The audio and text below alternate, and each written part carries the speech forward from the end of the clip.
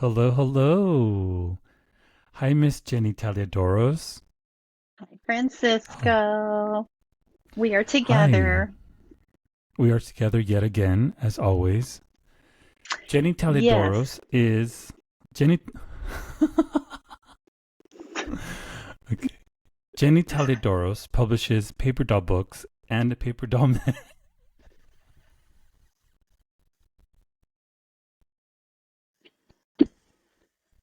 You're, you're doing really well. Yeah. Jenny and I I know it's are funny. closeted Yeah. comedians. We're also sister Jenny wives. Taliadoros, sister we are. Jenny Well, we have the same Jenny gay Taliadoros. husband. We Yeah. do. Okay, I'm gonna try this again. Do we have to start at the top? No, I'll just start with about you being a publisher. Right. Okay, ready? Okay. Jenny Taliadoros publishes paper doll books and a paper doll magazine through her companies Paper Studio Press and Paper Doll Review. She is also a paper doll socialite, That's right. right? Now, Jenny and I, we've been friends for over 10 years. And what people don't know is that we shared the same husband, David Wolfe. Right. That makes us sister wives. That makes us sister wives. Now, David Wolfe was a fashion illustrator, a fashion forecaster, and a paper doll artist. Jenny and David collaborated on paper doll books, a wide variety of paper doll books over the years. And although Jenny and I had met some years ago and we had become friends, it was during the last 6 months of David's life that we took our level of friendship to new heights. And we had already bonded, but we synergistically became as if we were one person. And I will forever be thankful for having someone like you in my life during such trying times. But I must say that I think it's better that we review why we shared the same husband, because otherwise it's going to be very confusing. Mm, And I thought maybe you might want to explain how he was both of our husbands. right. Well, of course, like most relationships, David was just a new person I met, then a colleague, and then he was my gay boyfriend. And let me give you an example. Early on in our friendship, David was on vacation in Saint Tropez, as he did in those days. Trend Right. spotting, number one trend Yes. spotting place, according to David, or he was just trying to get the best vacation out of his company and have it reimbursed.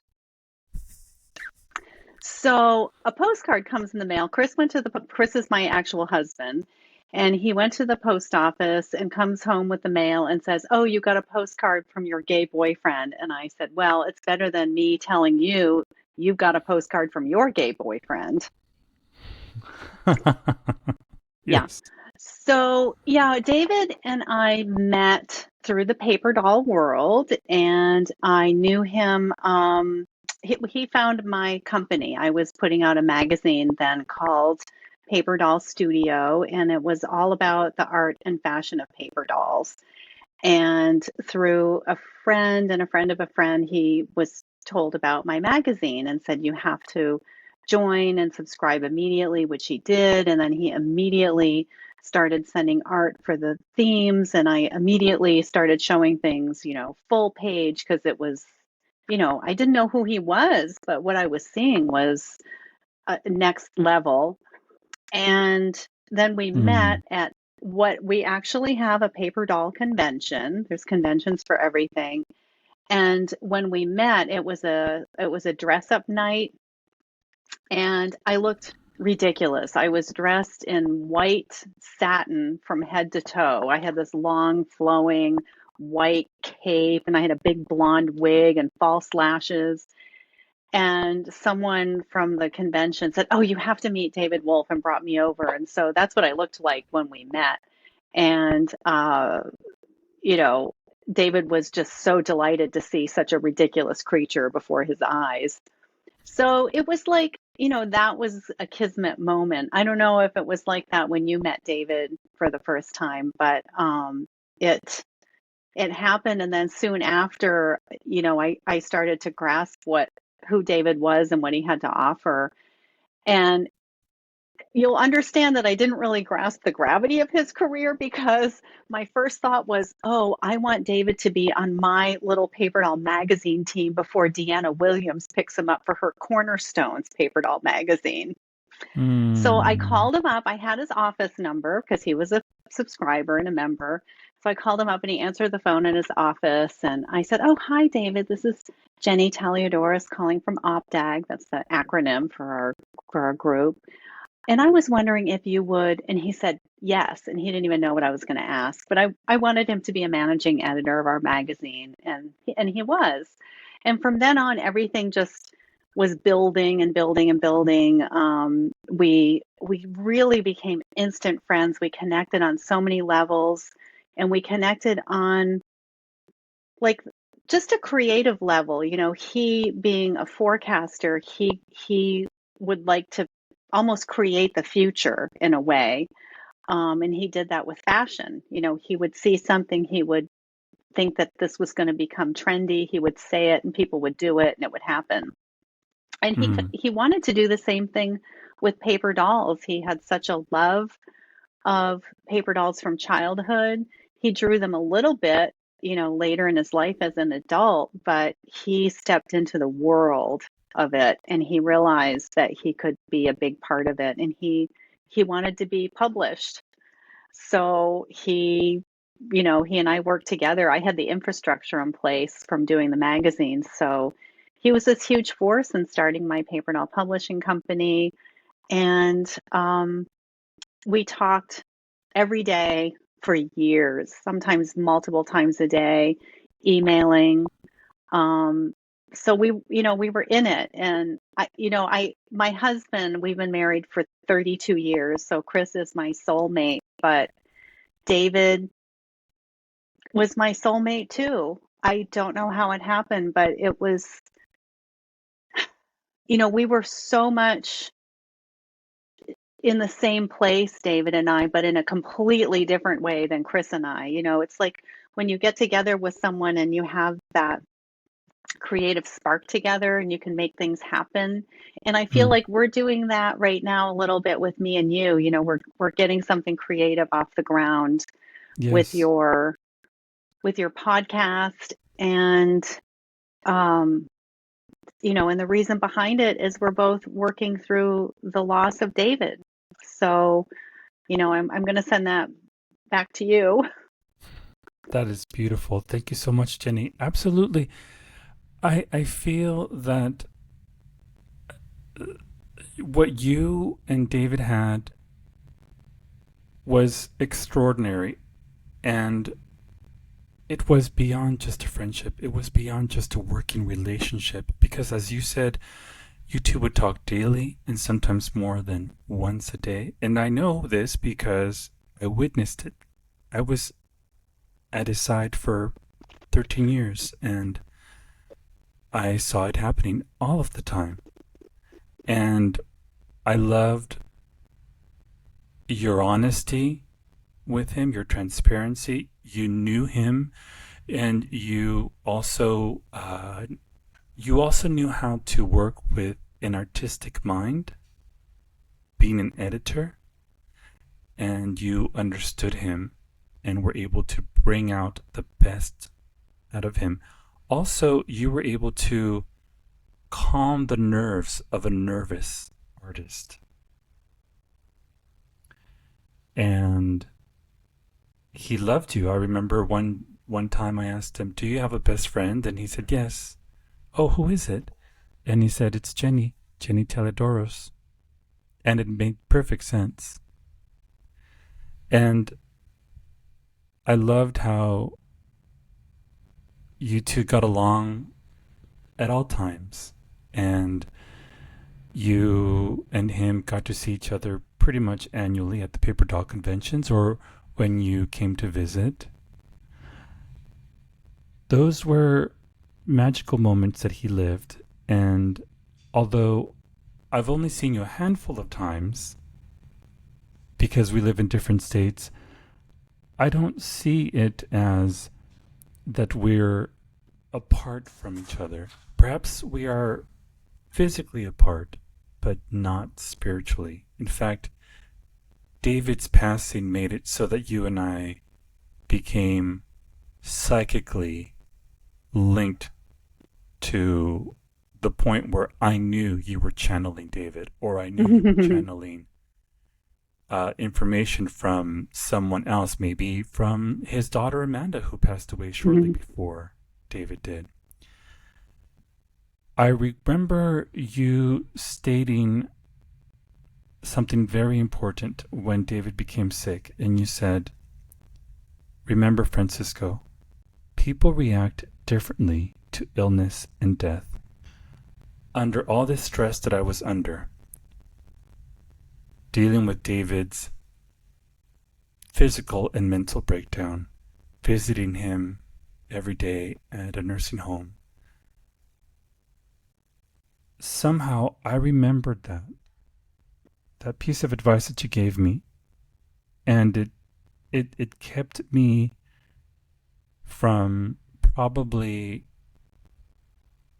lashing out, because there were moments when I felt that other people were having what I would have considered a strange reaction to David's illness, and then what later on turned to his passing. And I'd mentioned this before, this being, for example, someone that used to be a friend of ours, someone that I admired very much, someone in the medical profession that had a very hard time accepting that David was in a nursing home, and verbally attacked me on TikTok and through text, saying that I had condemned David and had sent him to his death by sending him to a nursing home, which was not at all the way that it happened and not my intention. But how did you come to realize that that this was the way that people function? I mean, because I've lost people before, but it never occurred to me to see it as people react differently to illness and death. Well, I had my own experience with that. In 2016, I went through breast cancer, and I had surgery, radiation, etc. And I was so blindsided. I absolutely was not prepared for anything to go bad in my life. I just felt like, oh, I'm, this magical person, and I lived this happy, magical life in my little happy bubble. And then the bubble broke, and I broke. Right. And I had a lot of friends who had breast cancer. So I had a lot of people I could immediately reach out to. And these weren't even like, oh, acquaintances or someone I know. These were friends of mine. So one of my friends that I contacted she went through a really rough cancer, and she told me that you're going to get different reactions from people. Some people are going to surprise you and they're going to step up, and some people that you think are going to step up won't. And that prepared me for what ensued, and that's exactly what happened. I had friends that I was close with that just really backed away, and some that came out of nowhere and became like, one in particular became like an angel on earth for me. And that was someone who was more of an acquaintance, and she became a lifeline for me. So what I understood from all of this is that everyone is coming from their own place and their own problems, their own experiences, their own damage. Some of it they know about, some of it they don't even know about. They're not even connecting with. But serious things will trigger it. And maybe, one of my friends who just, whatever loss she's experienced in her life, who knows, maybe it was too much for her to be close with me during my cancer ordeal. And that was completely okay. I just was simply okay with it. Fortunately, she didn't say anything awful to me like you happened with this guy, what happened with this friend of yours. But, he's just showing his true colors there. That's not good. But whatever was going on with him is on him, not you. And that's the lesson in all of it. The more you expect people to act a certain way and they don't, you're just hurting yourself. Hmm. I was thinking that in the 6 months leading to David's passing, the 6 months that he lived in a nursing home, the 6 months that he was battling with what seemed like Parkinson's related dementia, I remember thinking, okay, Francisco, you can't afford to take on any more stress. And that was hard because things happen at a nursing home, things happen in one's life, things happen in everyone's life. And I can't control everything and move it to the way that I'm hoping that it will go to, right? And when I would be upset about something or upset about someone for what I believed were legitimate reasons, I would later on think to myself, okay, Francisco, now you have to forgive yourself and forgive this other person as soon as possible because you are so stressed out. You are not going to be able to heal properly if you don't try and forgive, because it's just going to stick in here like some wild infection. More so now because I'm carrying on so much stress. And I'm sure my stress was nothing compared to what was going on in David's head and heart. But I found myself in a place of desperation of like, okay, forgive. Don't get me wrong. It wasn't easy. It still hasn't. I mean, there's still some things that I'm very angry about. And sometimes I wonder, am I in the right or am I in the wrong? And no matter what, I tell myself, well, the less you let go, the harder it's going to be for you, Francisco, because David's gone. He's not coming back. So what do you have left? It's done now. You tried, and he had to go. And hospice was a blessing, but yet so was everybody else that was involved in his last 6 months one way or another. And I think that if someone finds themselves in a situation like the one that I found myself in, being a caregiver, I really hope that they would consider finding a Jenny, finding someone like you. Because I remember you told me right from the get-go, Francisco, I'm your girl. Mm-hmm. I'm your girl. I know you have David's siblings. I know you have David's daughter. I know you have your family you can rely on. But just so you know, I'm here. I'm ready to be your girl. You call me at any time. Mm. And I know that I could call on David's family as well at any time if need be. But perhaps there was also something different about that go-to person being outside of the family, right? If that makes sense. What do you think? It makes a big difference because the family members have their own issues relating to illness and loss because this is their family member. So it's going to be hard to have that touchstone with them. Yeah. Yeah. And they were great at keeping in touch, don't get me wrong. But it was even more fabulous and ideal having someone like you that I could just release and let go and just talk. And sometimes it was, hey, you know what? I've just shared this with his family and with my family. Now I'm going to share this with you.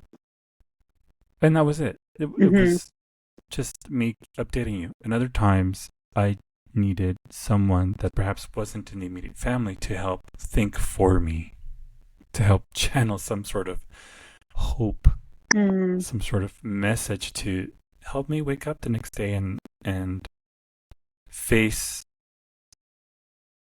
face the hardship. Yeah. I I know that this year wasn't easy for you because just a few months before David passed away and right around the time when Amanda, his daughter, was passing, your father-in-law passed. Yeah, I had a lot of loss in a short spell. I had uh, in January I lost. Well, Chris and I lost his father, and he died the same day as David's daughter Amanda. And that was a lot. And then on my way home from Tony's funeral, I got the news that my childhood friend had passed away. You know, my age, and that hit me hard. It's spooky when you start losing people in your age range. And I had lost two other people in a, close time period, like within maybe a 6-month time period. I lost three people in their 50s. Um, and that hits you. So it was too much. It really was too much. But somehow we have to get through times that are too much. And there's the other side of it. Mm-hmm. I Yeah, mean, you there must be is. feeling like that. You would have had times, like countless times, where you're feeling this is too much. There was, but yet, interesting enough, something, I felt that something came over me. I felt that I had some sort of invisible shield.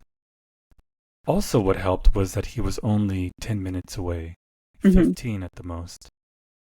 So going to visit him daily or twice a day, sometimes three times a day, was not an ask at all because I was homebound anyway. So it was much more doable to face what I was facing, knowing that he was that much closer, as opposed to I have to get on the freeway and drive for 30 Hmm. minutes, and I have 30 minutes of freeway stress and 30 minutes to drive myself crazy and get there and then freak out some more. No. Yeah, I think it's the knowing versus the not knowing. And when you don't know what's going on, that's what gives you a lot of anxiety. And what you do know could be difficult, but at least you're present for it. You can witness it, you can talk to people, make decisions, that kind of thing. So the fact that you were able to be hands-on was that was everything for you, and it was everything for David. It really, as awful as it was, there were so many blessings. David was such a giving person all of his life, and he sacrificed a lot of himself for other For people, everyone. for Hmm. everyone. And the fact that he finally found you who truly loved him and cared for him. You were the caregiver. It didn't have to be David being the caregiver this time. And it wasn't even when he got ill. You were a caregiver leading up to that. While he was still in the throes of his career, you guys made a decision where you would step back from full-time employment so that you could be there for him, and that was huge. You made, like he liked to call it, his third act. just this beautiful, comforting time. And there's so much to be grateful for. You and I both have, with the work that he did with me.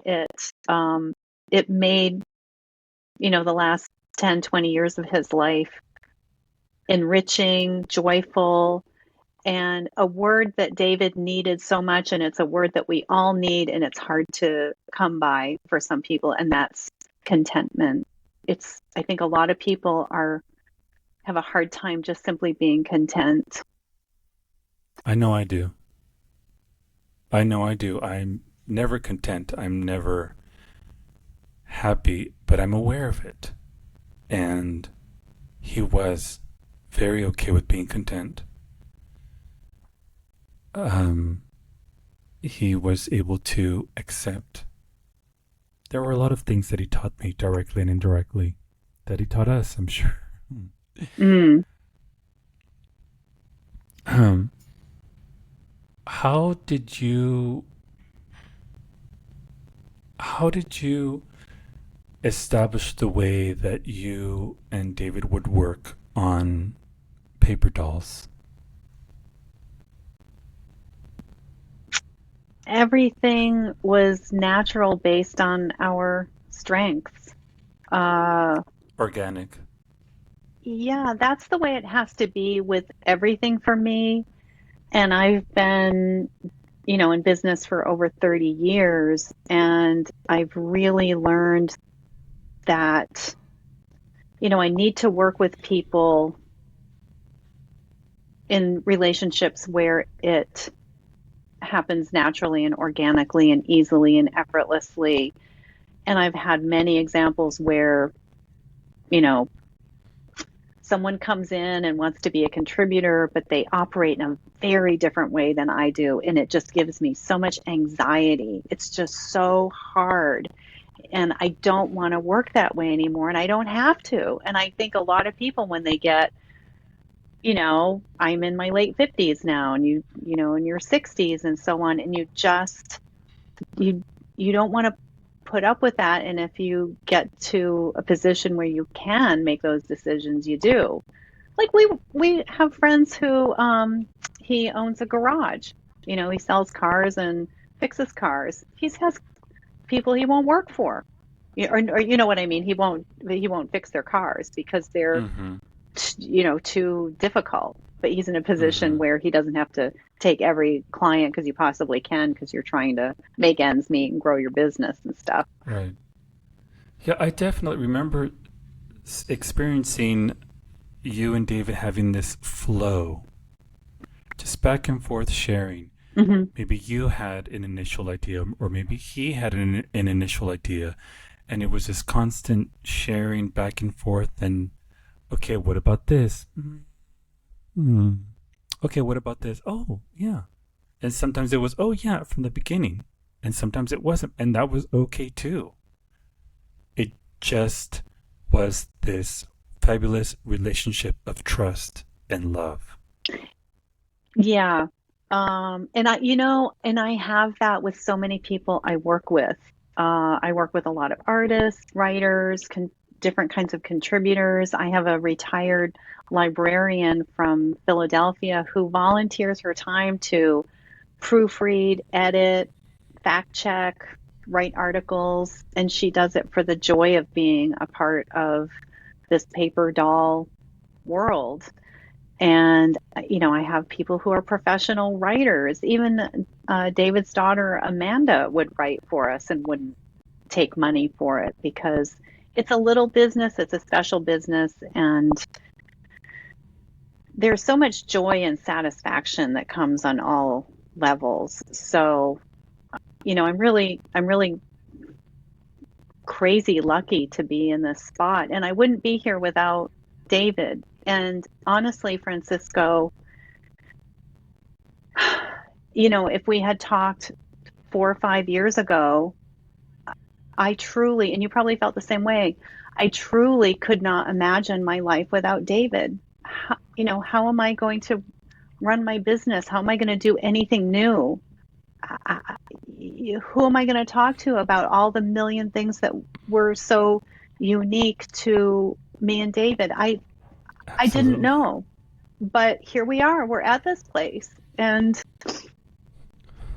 um, We're trying. we don't have him. We have each other, and we have a lot of other people. Um, and this is what you're talking about. It's like connecting with the right people at the right time, and things happen for you if you're open to it. Yeah. Yeah. It's true. It's about being open and being in a moment of joy, an extended moment of joy, hopefully. And like I said, remaining in a place of love and trust, the kind that you and David had, and the kind that now you and I have too. Yeah. I think I think that the next time we connect here, we shall dedicate a whole entire session to this world that we've been talking about, the paper doll world. And I want to know everything about how you came to the world of paper dolls, how you became the editor and publisher to the paper doll industry. And I hope that you will join me again and share with me this love that you have that I wish everyone else could experience. Well, it's a place of joy for me, and it's a place of joy for lots of other people. And I think a lot of people can relate to just finding that uh, something that you find joy and contentment. So, I have that. David had it, and now we've got to make that work for you too. I believe it. Exactly. I do too. Okay, great. Well, so then, next time we connect here, we'll talk about the paper doll world Yes. and we'll Aw. have a great time. Well, Thank you so much for joining today, yes, Jenny, on this yes. fabulous talk. I know. We I very share much a heart appreciate it. because it's wrapped around our little David. Our little David Doodle. Yeah, our little dipsy Right. doodle David. That's right. Thank you, All right, my dear. Francisco. Thank you so much. You take Okay, care. bye.